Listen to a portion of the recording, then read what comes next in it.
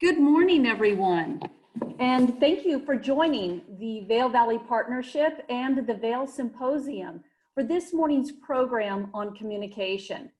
The Vail Valley Partnership and the Vail Symposium partner about 4 times a year on programs of interest to the community. Our next program will be on Thursday, June 11th. And that program will be with Amy Quinn, and it will be focused on emotional intelligence and mindfulness in the workplace. Hopefully, we'll be back at our usual location at Colorado Mountain College. If not, we'll be right back here. I want to say thank you in particular to both the Vail Valley Partnership for partnering with us on these programs, but also to Joe Kania of Fully Committed Films. Without him, we wouldn't have had the tech support we needed to put on this webinar this morning.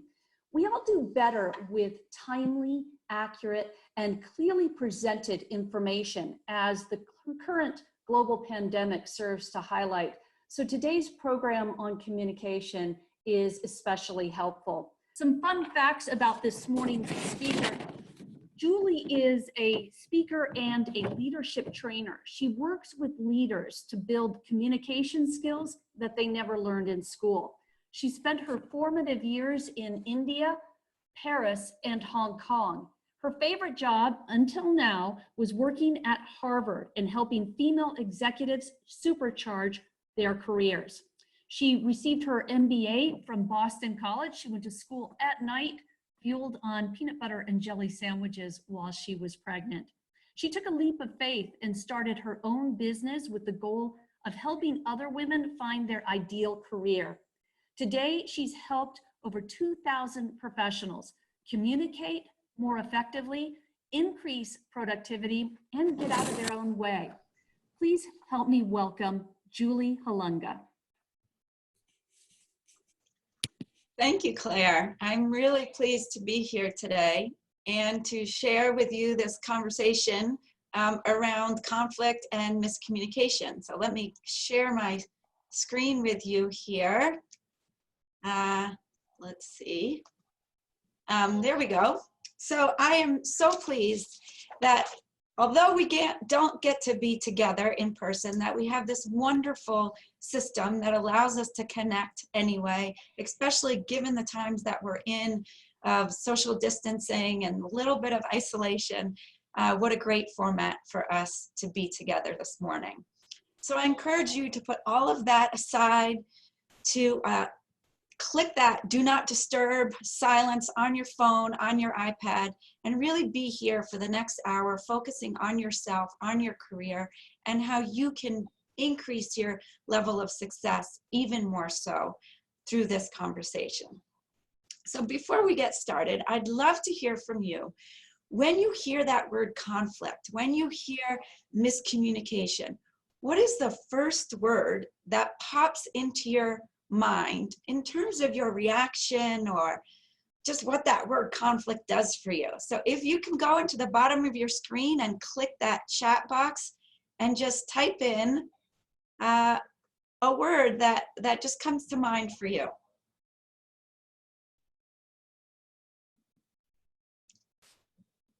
And Claire, I'll ask you to read some of them out for us. Sure, I'm seeing stress, defensive, not listening. Mm-hmm. Boy, there's a lot of them coming very quickly. Avoidance, frustration, fear, avoid, confrontation, discomfort. So these really sound like negative feelings around this word conflict. Yes, yes. I'm waiting for someone to say, I love it, or no problem. Oh, hey, we did get one person say fight with an exclamation point. That's Mike shared that with us. Lauren said it's constructive, and Rob thinks it's a bit of a challenge. Okay, well, good. So I have had this conversation around miscommunication, around conflict for so many years with clients in formats like this, that I know a lot of the responses that are coming in. And I realized about a year ago that in fact we're getting a lot of cardio from running away, that avoidance. I don't want to deal with the stress. I don't want to deal with the fight, exclamation mark. And we're getting we're running away from it. And most of the time, that's because we don't know what to do. We don't know how to deal with it. So this morning, we're going to give you some tools, some tactics that you can use to immediately put into action today. So as we spend the next hour together, I want you to jot down things that you could try, you could put into effect at 10:05 this morning.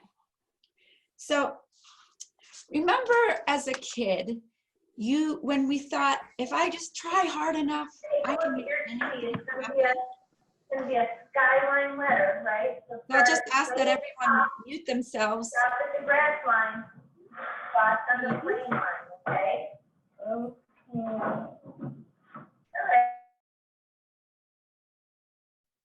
Okay, so remember as a kid, you thought if you just tried hard enough, you can make anything happen. I specifically remember as a kid lining up in a specific order on the playground or in the gym so that I could get picked for just the right kickball team. I know some of you, I can't see you, but I'm guessing some of you are nodding your heads. You know what I'm talking about. So let's think about that as adults. Imagine a world without conflict. Let that sink in for a minute. Imagine a world where we don't have political strife, where we don't have countries vehemently against each other and their cultures. Let that sink in for a second. Can you imagine today, given what's going on not only in our country, but around the world, if there was no conflict, if there was no miscommunication? Now let's make it personal. Imagine at home, there is no conflict. There's no conflict with your roommates, your partner, your spouse, on whose turn it is to empty the dishwasher. As a mother of 2 teenagers, this sounds pretty dreamy to me. Just imagine a time where I'm not arguing with them about whose turn it is to pick up poop, whose turn it is to walk the dog, if they got outside for an hour or not, if they have been off of their screens for more than an hour today. And let's just kind of set the foundation here. If there was no argument about who's right, because let's face it, I'm always right. Thank you, Claire. This sounds great to me. But the fact remains, that's not reality. So if I had gotten you into that moment of, ooh, a world without conflict, snap out of it. It's not happening. So this came as pretty bad news to my mother when I was sharing with her this conversation I was going to be having with you today. And she proudly announced to me, I do not deal with conflict. I just don't have it in my life because I'm a diplomat. Now, she may call it being a diplomat. I call it being an ostrich, because sticking your head in the sand is not being diplomatic. It's avoiding. So that's the bad news. But the good news is this, that conflict is actually healthy. And we need conflict for innovation and to solve complex problems. Think about the last time you were working with a team, or you potentially were working with a client or a customer, and there was something not quite right. Something wasn't working. If you all sat in a room and talked about it and said, oh yeah, Claire, you're right. Oh, Chris, that's such a great idea. You're not moving ahead. But instead, if you push up against each other, if you push that envelope, push that boundary a little bit further, that's when you really get to the innovation aspect of what you're doing. And that's what you need to remember. So if that's the case, if conflict can be a good thing, why do we avoid it? We avoid it because it can be messy, right? It can create, someone had said there's a fight, or I can't remember one of the other ones, but this idea that there's a winner and a loser, and that one person is going to has more needs than the other person. And it really is one against the other. That's not the truth. And we know that. conflict can be healthy. So here's, if you're wondering, should I really stay on? Is this valid? I mean, is conflict really healthy? And what's the big deal? Think of it this way. The average American, according to a study done by the CPP, the average American employee spends just over 2 hours a week involved in conflict. And 30% of their time is spent mishandling conflict. 85% of employees deal with conflict on some level, but 29% of American employees deal with conflict almost constantly. Now this adds up. If I said to you right now, I'm going to give you 2 extra hours a week. I know you guys up in Vail. I know how you like to spend your time. I know 2 hours, extra hours, and that's on average. So it may be even more for you, how you would spend that time.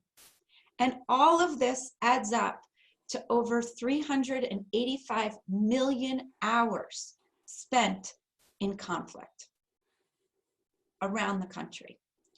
So hopefully that data brought you in. So we avoid it because we just don't know what to do with it. It's a natural human reaction that when we don't know what to do, we just put our heads in the sand, or we turn our back, or maybe we don't want to deal with that person. And we hope that the problem goes away on its own.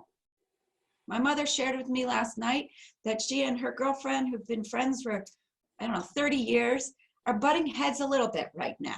Probably a lot to do with the circumstances. So she's just not going to pick up the phone when she sees that Barbara calls. Now, I do not recommend that. That's avoidance. That again is the ostrich putting her head in the sand.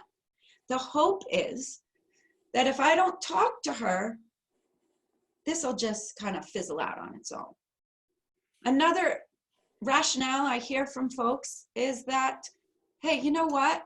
Maybe this will be so miserable for the other person, she'll quit. You could try that. Or, as a client of mine tried to do a couple of years ago, tried to get me to do his dirty work. He called me one morning to share some challenges that he was having with his colleague and their client. And the client had called him to share some information about the colleague. And instead of my client saying, thank you for this information, and why don't the 3 of us get together and talk about it, he called me under the guise that, hey, Julie, can you help me figure out how to talk to Lynn about this? But I wasn't going to do his dirty work. And in fact, what we realized was that he was trying to get me to have that conversation, and that's not going to work. So hope, all of these strategies here is hope that it goes away. It's not going to. You have to take action. Claire, are there any questions at this point that we can answer? Well, we have some comments that I wanted to share with you that I think are very interesting, because the comments, when you first asked about conflict, were largely the negative aspects of it. But there were a number of people that really saw kind of the upside of conflict. Ben Dodd mentioned that you could find better solutions through conflict, and Kim Blackford saw it as a chance for improvement. And JJ says, well, we must be onto something. My concern about conflict is when things get personal. And when things get personal, oftentimes people get emotional. So if you know you're going into a situation that is, a bit of a conflict, and you have a tendency to get emotional, what would be your advice? How do you gird yourself for conflict while being open to the other person's point of view without getting emotional? Yeah, so thank you, Claire.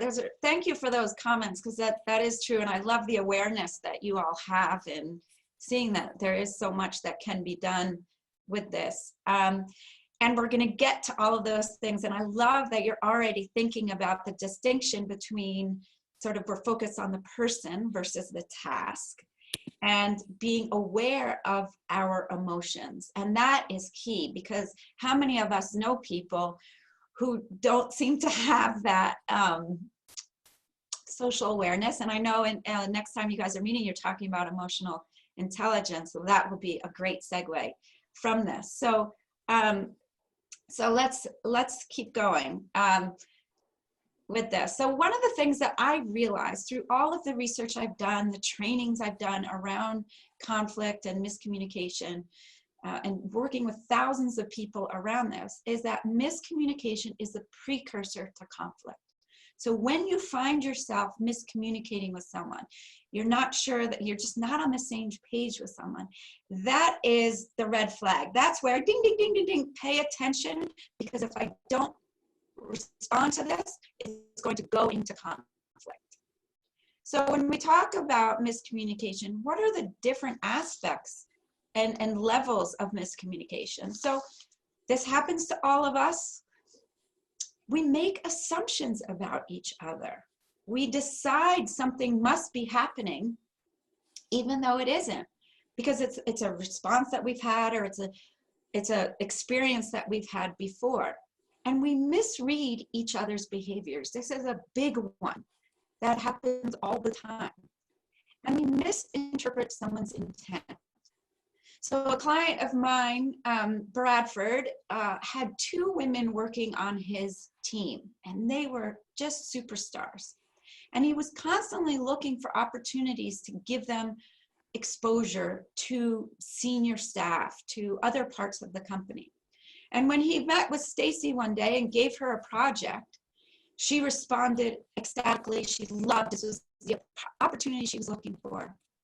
And yet when he went in and had the same conversation with Jennifer the next day, she felt that he had dumped information, dumped a project onto her lap, and really she just didn't have time for it.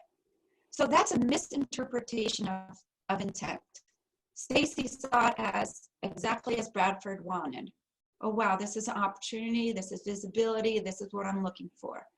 For Jennifer, she misinterpreted that intent, and the impact did not land. The impact that it had was, he dumped this project on me. A classic example of these causes of miscommunication happened with another client of mine, Mary and Jane. So Mary and Jane, about 15 years ago, started their own company together in Florida. And they had been working together before they started this, and then had this great opportunity to start and go out on their own. And in working together in Florida, it really worked well. They were growing and they were quite successful. Their clients loved them. And then about 5 years ago, Mary moved to Denver. And they set up a lot of different things, so they were constantly in touch with each other.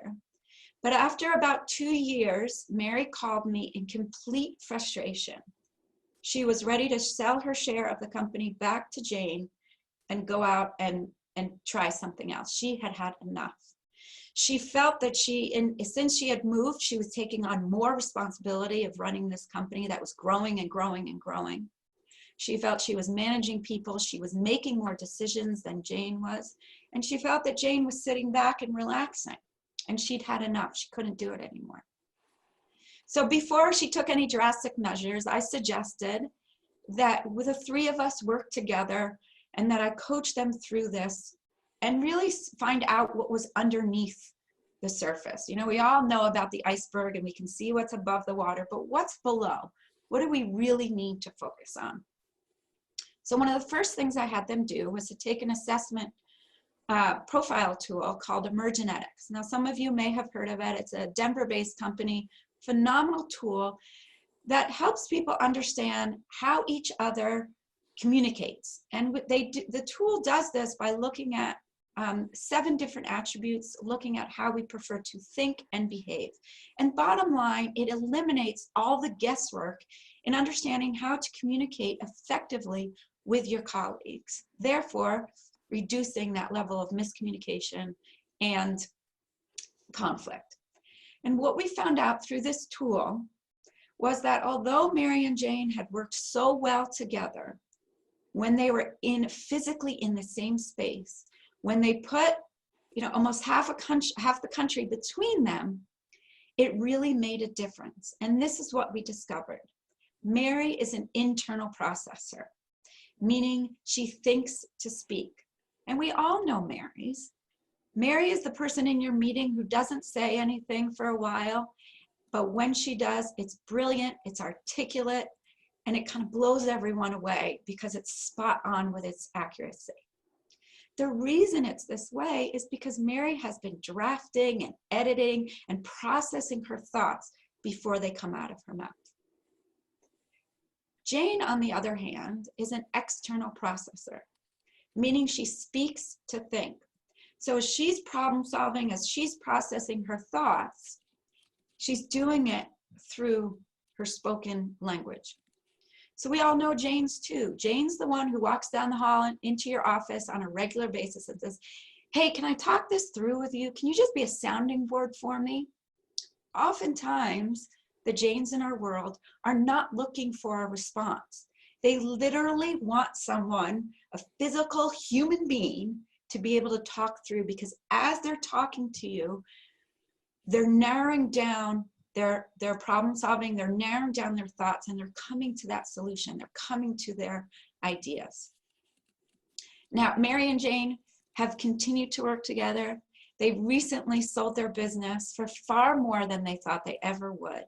And they have now truly understand when they're trying to influence the other person, when they really want something out of the other, they know what to say. So Jane now calls Mary and says, hey, I'd love to talk something through with you. When you have a minute, let me know. And Mary can say, now's great. And what she shared with me after the fact was she puts her phone on speaker, continues doing what she's doing, because she knows that if Jane really wants something, she's going to ask a specific question. So she can tune out a little bit. Now, I would never share that with Jane, and I'm not necessarily advising that, but it is sort of the reality of Mary and Jane's relationship. Mary also now has permission when Jane asks for her input on a project or to make a decision on something, that she has permission to say, let me think about that for a minute and I'll get back to you. And the promise that she makes to Jane is that she is always going to say, I'll get back to you by 3 o'clock today. I'll get back to you by the end of the day. I'll get back to you first thing in the morning. And that puts Jane at ease, knowing that it's coming. Because for Mary, she needs to process that information internally. So what I'd love to hear from you is put in the chat box, who do you identify with? Mary, who's the internal processor, you use fewer words in the day, or Jane, who is the external processor and loves to communicate externally. So I'd love to hear what you all think. And Claire, if you could share some of those comments, that'd be great to hear. Okay, I'm seeing, I was seeing a lot of Janes, now I'm seeing a lot of Marys coming through. And some people are on the fence. They say it depends on the situation, whether they're one or the other. That's great. I was hoping that would come up because that is the truth. And there are some of us, typically, in sort of the general population, it falls into 3 groups. We have a third of the group that falls into the Janes, a third of the group that falls into the Marys, and a third that falls into the category of what I call it depends. Because it depends on the situation, it depends on the circumstances, it depends on the individual. For some people, it depends on how they woke up that morning. If they woke up on the wrong side of the bed, and they can flex either way, which is such a strength because they can respond to what is needed in the situation. Julie, if I could just interject here, there's been a lot of curiosity in the chat group around emergenetics. Yes. And the tools that are available. Could you just address that a little bit, or I don't know, maybe you're going to have that at the end in your your future contact or information? Sure, I can share that with you. So I will hold back a little bit because I'm a master trainer with emergenetics, and I love this tool. It is absolutely phenomenal, and I could spend the whole hour talking to you about it, but I won't. But the company is called Emergenetics, so it's emergenetics.com. I will share that information with you, Claire, afterwards, and you can disperse that, or if that works for you. Also, anyone, feel free to contact me. I'd be happy to talk with you and how this works with companies. But the tool is really impactful. I give it to all of my clients. They take it as we start working together because it helps them understand themselves. But selfishly speaking, it helps me understand how to best coach them. So it helps me understand how they think. If there's someone who's a really big picture thinker, I'm not going to give them a structured, a 9 a.m. every Wednesday, you're going to do X, Y, and Z. And it works phenomenally with teams. So there are lots of great tools out there. What I love about Emergenetics is that it not only helps understand the person, it helps people, the teams understand each other, but it truly helps the organization in terms of structure, in terms of how they place people together to work on teams, how they place people together to work on a particular client. So with Mary and Jane, for instance, they had such a great experience between the two of them with the tool that they gave it to the whole company. And the year, so we did that in the fall at their retreat. The following year, they met their financial goals 6 months before the end of their fiscal year. And they said that Emergenetics was a key piece of that because they were able to communicate more effectively. They actually were able to get more work from their existing clients because they understood who was being paired to work with that client. So they could approach things from a very holistic manner. So it's a tool that's based in neuroscience and has been around for over 30 years. And like I said, I could talk about it for years, but feel free to contact me afterwards and I'd be happy to share more information with you. So when we're talking about this miscommunication, there's several different layers of miscommunication leading into conflict. So you look here, when we're talking about a difference of opinion, I'm going to say that Tom Brady is the best quarterback of all time. Now, I know that's a really unpopular thing to say here, but perhaps you figured out that I lived in Boston, working at Harvard, going to Boston College. I'm a huge fan. Now, you might think something else. That's a difference of opinion. It's, miscommunication maybe, but it's not heated. We'll get past it, hopefully. Then there might be a misunderstanding. 20 years ago, we all used to say how I'll meet you at the corner by Pepe's and we'll go for dinner. And then all of a sudden you're waiting there. This is pre-cell phones. You can't call someone. And they're waiting, by Thai Basil and they don't see you. So they're all different factors there that you have a misunderstanding, but it's pretty low level when we're talking about miscommunication. Then you could have a disagreement, right? So my cousin, I grew up in New York. My cousin is a huge Yankees fan. I am a Red Sox fan. You can imagine the disagreements that happen. And when we were teenagers, it got kind of ugly. We were in that disagreement level. And as we go up a level each time, the misunderstanding is escalating, leading into conflict. And when we get to that point of discord, we're in conflict. Now, I wish we all had a thermometer that, let us know when we were at each level. That's not how it works. But when we get to polarization, this is where it's really dangerous because this is where relationships end. You might lose a client. You might lose a colleague, a customer. This is where things really divide. And that's what we're trying to avoid. So I would love for you to build in and build that awareness. And we're going to talk about that a little bit more in just a few minutes about, I'm just having a misunderstanding or we're just in disagreement. Oh, okay. I'm at disagreement.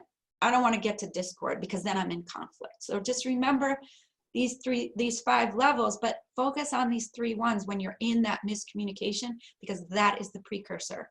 And that's that precipitating event that we want to avoid and avoid escalating into conflict, not avoiding conflict. So the key distinction is a couple key nuggets you're going to hear today, but one of them is that from that example with Mary and Jane is that you want to speak to people in their own language. If I'm trying to convince Claire that I need budget for this particular project, I need to speak in her language. I need to understand what does she need to hear and how does she need to hear it so that I can convince her to be on my side, to give me that budget for this project. So always remember that. Speak to people in their language. Certainly Emergenetics helps you with that, but also paying attention to the questions, the comments that people make. You will certainly pick up on some of that. So I asked you when we started, what are your natural responses to conflict? There was a lot of negative responses. And what I have learned through all of this work and giving this talk is that most people fall into two categories. And that is our avoiders, right? Like my mom, oops. The avoiders who just don't want to deal with it, put their head in the sand and not deal with it. Then we have our own over-analyzers. And Claire, this is speaking to what you were talking about. They take it personally, that the conflict somehow is relating to them as an individual, really stepping on their values, stepping on what matters to them. That is, for the most part, where I see people fall. And then I have this surprising category, and I share it with you so that you recognize where people are coming from. I call this group the instigators. And a lot of times, these are people who are bored. These are people who are sitting in meetings, they're bored for whatever reason, and they're just gonna poke the bear a little bit because they wanna get the conversation going. They like that heated excitement in conflict. And I'm sure all of you have worked with someone like this, whether it's in your job, in volunteer work, sitting on a board. I sit on a board and there's a woman who's constantly throwing these grenades into our conversations. And because of the work that I do, it does make me laugh. And I now have to explain when other board members call me and in frustration, I say, listen, this is what's going on. And what I find is that when people recognize for Liz, that, she's an instigator, that they say, okay, Liz is just instigating right now. It means nothing. She's throwing something out there. We don't have to go with it. We can say, oh, that's an interesting point and move on. So there's a way, once you recognize and you have that awareness, that you can do this. But my goal for you today is to leave here with a couple of tips and ideas of how to respond to conflict and what you can do with it. And I call this being conflict competent. So let's really jump into this. So when you have a sense that you're in conflict, you've had that misunderstanding and it's not resolving itself, or you feel you're at that discord level about to go into polarization, there's some precipitating event, whether it's circumstances, it's a situation, it's specific people. You have one choice to make. Pretty easy, right? So the choice is this. Are you going to focus on the person, focus on the emotions, and that is the destructive path to take when dealing with conflict? Or are you going to take the constructive path where you're focusing on the task, the problem, the situation that you're in? And let me tell you a little bit more. When we're talking about destructive, as we mentioned, you're aware that you're having negative emotions and you don't want to do anything about it, right? You're okay. I'm angry. I'm pissed. This is their fault. You're blaming other people. And if I don't get my way, I'm out. So again, it's creating that competition. You're not thinking about the other person. It's just, you just have that fiery anger in you about the individual. And you would rather avoid that person or that circumstance than solve the problem. Now, when we talk about constructive, on the other hand, you're focusing on that problem. And there's an exchange of ideas, and you're all sitting in a room or you're sitting on a call and you're saying, hey, what about this? And there's no attachment to those ideas or who said them. And you truly are optimistic that you can solve this problem and that you can get past the conflict and use that conflict to come up with something pretty innovative. Because you're so focused on the problem, you're not thinking about the other person. And in fact, you're reaching out to them, you're potentially, trying to engage them even more. So that's the difference between, the two responses you can choose to take. But it's important to be really aware of your hot buttons. And these are the things that just put you over the edge. It's that feeling where we get hot, maybe our shoulders become earrings, you kind of feel that heat rising up in your body. I worked with a woman many years ago in Boston who was of Irish descent, and the poor thing, I knew the second that her hot button had been pushed, because the redness, the blushing would start rising up. So she couldn't hide it. And I always felt so awful for her because she was just a phenomenal woman. But when that button was pushed, there was no hiding it. So I'll share with you my hot buttons. They're pretty high across the board. This is another tool I use out of Eckerd College, that the conflicts dynamics profile, that really helps people understand how they respond to conflict. And I'll tell you that mine is very much unreliable, my highest one. And this showed up yesterday. I had a client email me, hey, you didn't send your invoice or your W-9. And my immediate reaction was, what are you talking about? I sent the invoice 2 months ago, and I sent the W-9 on April 1st. And I felt my buttons being pushed because my sense was that my client felt I was unreliable. And I pride myself on being responsive and being easy to work with and getting people what they want. So having that awareness is key, and something I want you to pay attention to. So looking at this list here, could you share with me in the chat box, what of these 9 hot buttons, which one really speaks to you as something that will push your button and potentially set you over the edge into conflict? Claire, can you share some with me? Yes, one of the things that's come up is not trusting. Unappreciated, abrasive is another one people have shared. In fact, more than one person has shared abrasive and unappreciated. Self-centered, and then, so this issue of trust has come up with a few people. Someone else shares your concern about unreliability also. Micromanaging, and I think that is related to trust. I don't know if you share that view, but Totally. I think those are closely related issues. Right, exactly, because if someone trusts you, then they don't need to micromanage, right? So there's certainly a lot of tie-ins there. If you have a value that trust is very important to you, then when someone micromanages you, it's really stepping on that value quite a bit.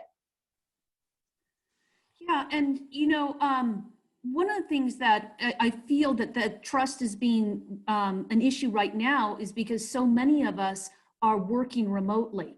Have you noticed with any of your clients kind of an uptick in this issue around trust? Because the other thing that's related to it, and I thought about this with the Jane and the Mary story as well, is this feeling like I'm doing a lot of work and this other person isn't doing anything. Right, not carrying their weight. Yeah. So I hear that a lot, and in fact, a lot of the clients that I work with are in consultants or attorneys, accountants that are doing billable hour work.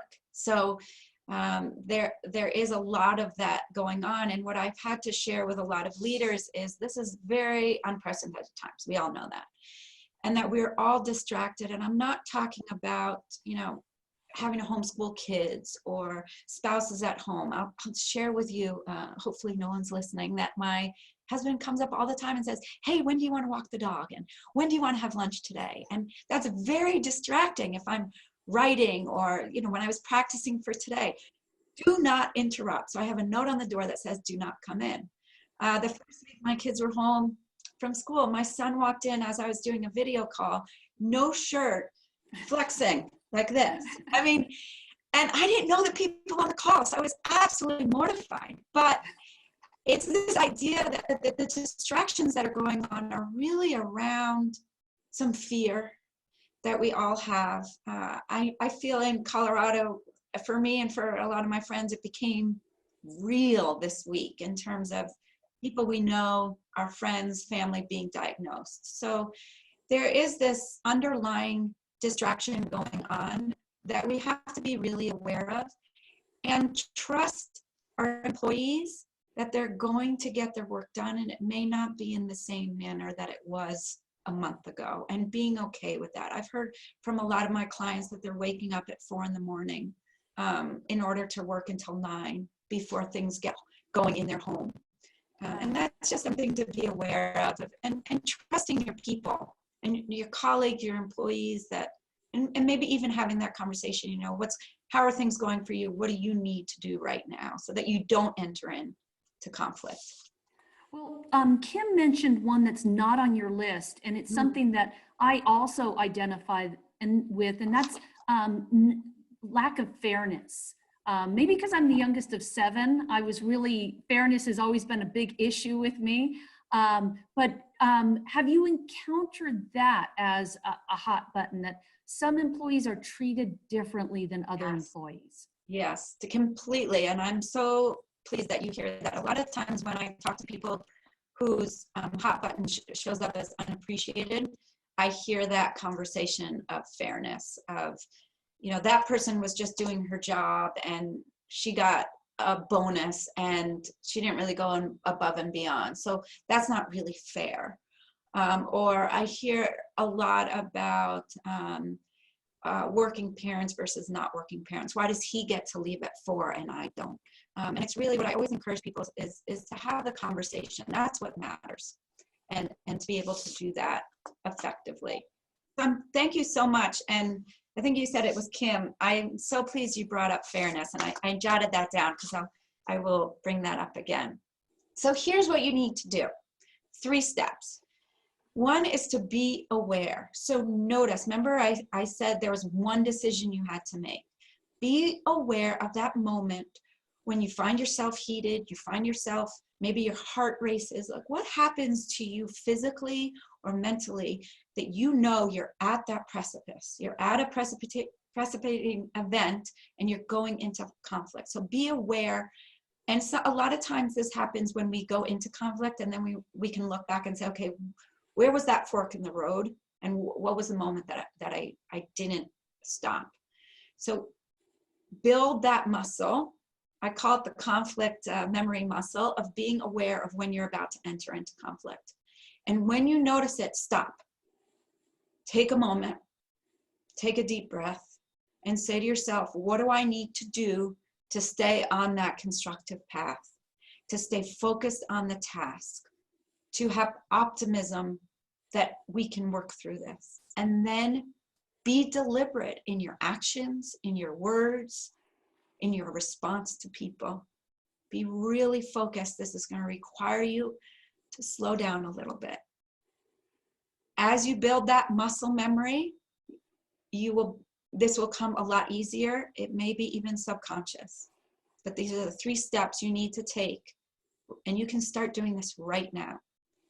I would say the biggest thing is that building of awareness. And I love that in a couple months, hopefully in person, you're going to be talking about emotional intelligence, which really will help you with that. So here's some 3 tips. As I said, you can focus on the ideas, not the people. When you are speaking, when you are responding to people, make it thoughtful and not impulsive. If you find that your emotions are running high and you feel you can't control them, leave the room, leave the conversation. I would advise you to be honest and say, look, I'm feeling a little bit heated about this. I want to gather my thoughts and come back to you so we can have a productive conversation. And that I hope you remember my mom, and not be an ostrich, and really focus on dealing and being in the moment with the conflict and not avoiding it. And most importantly, I want you to practice curiosity over judgment. So if someone, the example I gave you of my client yesterday saying, please send me your invoice and W-9. She is dealing with a lot of stuff right now. She's in New York. There's a lot going on with her employees. So although my initial reaction was frustration, a bit of anger, I felt heated. Because I study this, I have to practice it myself. And I quickly turned that around and said, okay, hold on a second. What is Diane dealing with right now? What could be going on that she missed my email? And then I could get on the phone with her. We solved it in a matter of 4 minutes and we're done with it. But you can imagine if I was judging her, oh, why aren't you staying on top of things? And I sent this to you. That conversation would be pretty ugly. Now, granted, she's my client. I can't talk to her like that. But that's an example. Always practice curiosity over judgment. It's amazing what it will do for your relationships and what it will do for you in terms of keeping you calm, keeping you focused and present, especially now with all of this stuff going on. So we'd love to hear from you, a thought. You can ask some questions here too, but we talked about the constructive path, which is focused on the people, focused on the task, and the destructive path, focused on the task. So I'd love your honesty here, and share in the chat box which path comes more naturally to you. I will tell you while we're waiting for that, we do have an interesting comment from Emily.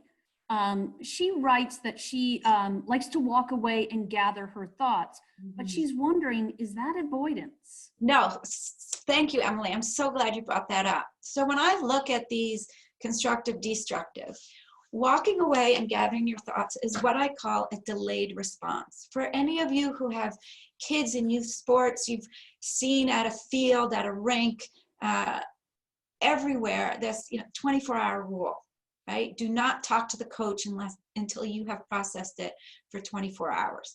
If your delay response is indefinite, then you're avoiding. If you're saying to yourself, I'm going to take the night, I'm going to take a day and process this and then come back to Claire, that's a delayed response. That is great. And even more effective is if you're able to say to someone, listen, I'm going to think about this and I'll get back to you by tomorrow morning. That example I gave of Mary doing that with Jane. Well, I'm looking at people's comments, and one of the themes I'm starting to see is that people are finding that the constructive path actually is more difficult. Like it's easier to just go nuclear rather than to calm yourself down. That's right, of course. And I didn't say this was, nowhere have I said this was going to be easy. It is much harder. It takes a lot of focus. It is much easier to fly off the handle and blame people and point the finger and accuse people of where they went wrong and not take any accountability yourself. Of course it is. But that's not why you're here. So Andrew had a really great comment, and I think a lot of people, this will resonate with them. It's how do you deal with the same repetitive conflicts? Yes, yes. The complex, did you say, Claire? Conflicts, like ones, it seems like you're fighting about the same thing over and over again. And I know, and that is one of the hardest things. So what I would do, and I always recommend this, is to talk to people and say, listen, it sounds like we're really focused on blaming each other for this. And let's shift our focus and let's talk about whatever the task is. That if you can use some of the language you're learning today, and I'm going to share with you another tool that might be helpful with this too, that, to remember, you might have to be, and I take a deep breath here because we've all been in this situation where you have to be the bigger person, even if the other person is acting immaturely, and bring them up, right? And bring them up to that constructive path, off of that destructive path. And you can also say, look, I'm not having this conversation again. You are focused on blaming people, and I really want to focus on holding all of us accountable. And I'm going to show you some more language that you can use with that. That's a great point. Thank you for bringing that up. Well, and Kim asked the question, and Robbie has seconded that, is how do you deal with the people who tend to go destructive? Right. So I know this is easy for us to say right here in this format, but what I say to you is don't deal with that. That if you have someone, it does become a little bit more complicated if they're your boss or they're the owner of the company, but that you can remain calm, you can remain on that constructive path, and you can say, listen, that is not going to help us having that conversation, and I'm not going to have that conversation with you. What I'd like to talk about is this task at hand, is this problem or the challenge that we're dealing with? Can you join me for that conversation? And I know there are a lot of people that will just continue to fly off the handle, and I just, you know, hold your ground and walk away from those people. I mean, it's the same thing. I think about, you know, talking to my kids when they were in kindergarten and someone's picking on them. Walk away, get out of the situation. And I know there's certain circumstances where it's really hard. Another tip that I always share with people, I did this talk last month to a group down in Denver, and there was a woman who was talking about the owner of the company. His brother works for them, and he's very difficult, kind of gets away with things that he normally wouldn't if he wasn't the brother of the owner. And what we talked about was this kind of a funny tip. If you, instead of looking at someone in their eye, if they're really frustrating you and you feel yourself getting agitated, if you look at them right here, they will feel that you're looking at them in the eye, but you're not. And it's a way for you to trick yourself, trick your body, trick your brain to not engaging, not getting on that path with them. So it's a tip, but all of this takes practice. The first time you look at someone here, it's not gonna work 100% of the time. It might work for a couple seconds and then you come out of it. And then you gotta refocus again and then you'll come out of it. So all of this takes practice. Well, I mean, it seems to me that it really goes to this, it takes two to fight, right? And so if you simply refuse to fight, that person has really nobody to fight with. Exactly, that's a great way to put it, Claire. Thank you. Yeah, so someone asked the question how this might relate to Myers-Briggs. Yeah. And it certainly seems to me that there are, you know, personality types that might be more prone to going the destructive or constructive path.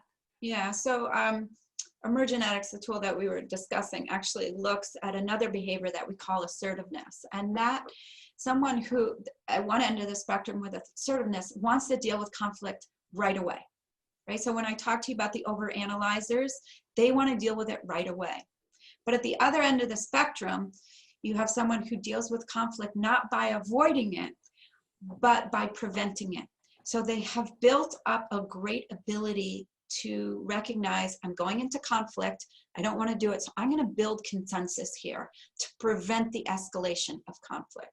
And of course, you have people who, you know, fall in the middle, and it depends on the situation and that kind of thing. The key thing to remember is that if you're someone who wants to deal with conflict right away, but you're working with someone, Claire, if I like to deal with conflict right away, but you like to build consensus, and we are in conflict, and I come running over to your office and say, what's going on? I heard you're angry at me. You're going to completely retract and not engage, because that's not how you like to deal with conflict. So it's really important, as I said before, to speak the other person's language. So when I know where you fall when it comes to dealing with conflict, and that you like to build consensus, that I may approach you in a much calmer way, walk into your office and say, Claire, you know, I get the sense that perhaps you're frustrated with this particular project. Is that something we could talk about when you have a minute? And then, you know, the ball is in your court. It seems to me it comes down to maybe something we've sort of lost sight of, and that's giving people the benefit of the doubt. Yeah. Or approaching them with a generous spirit to begin with. Yes, exactly. So we call that, in my world, we call it assume positive intent. Yeah, which I love. You know, that example I gave of Bradford giving 2 women projects, and, you know, Jennifer basically flew off the handle, was so angry. If she had assumed positive intent, it would have had a very different response and reaction. Yeah, and, you know, Beth had mentioned earlier in the program this idea that, you know, going back to the Jane and Mary example, is that to be external, she needs to feel safe with the person she's communicating with. That's such a great point, and it's very true. And I find actually that the clients I work with that are who are internal processors, when we have built up a level of trust, I can't get them to stop talking, because they're processing and processing and processing, because we have that trust. So the thing that, one of the reasons that I love emergenetics, and we're going to speak to this point in just a second, is that we are able as individuals, we may prefer to communicate a certain way, but as leaders, we have to flex our behaviors. And so what I love about emergenetics is it doesn't pigeonhole people. It says you prefer to be in this space. It doesn't mean you can't do this. And it really helps people understand. So for instance, I am a left brain thinker. I work really well with numbers and structure and people, but I do not have a preference. It takes a lot of energy for me to be creative and to be visionary. I can do it. But I need to put some structure around it, or I need to do it with someone else. And that's what I love about this tool that allows people to do that. Michelle just chimed in with a really interesting comment that she has gotten knocked for assuming positive intent too much and not having a more critical approach, which, I think a lot of us default to truth, and, we beat ourselves up when it turns out that we, assume positive intent from somebody that it wasn't warranted. I mean, how do you keep from being jaded, but being smart about things? Right, right. And so I'll tell you, I grew up, as I said, I grew up in New York.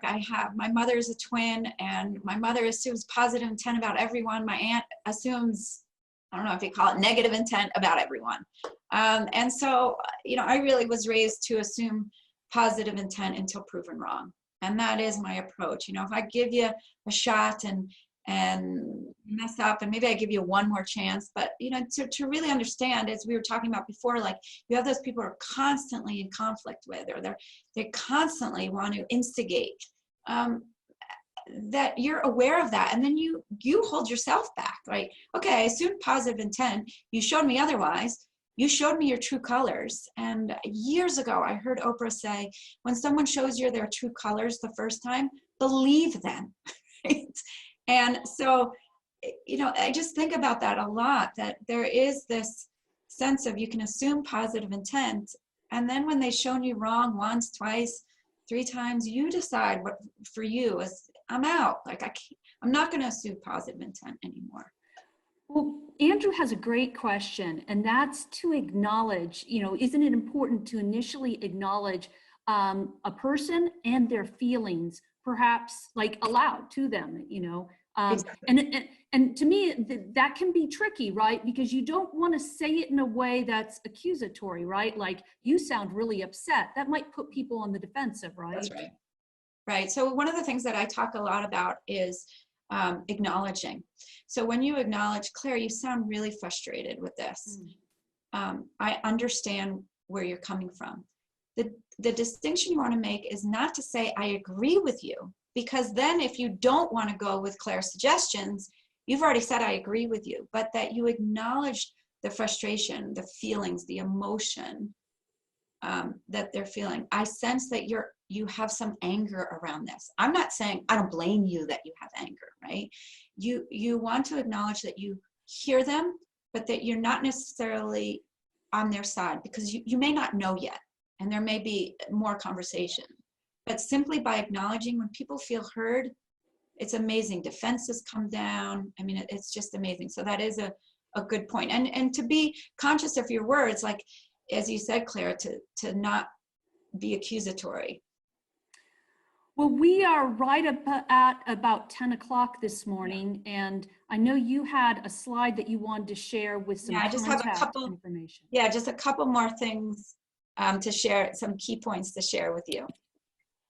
So this is another tool that you can think about, is to think about your intention.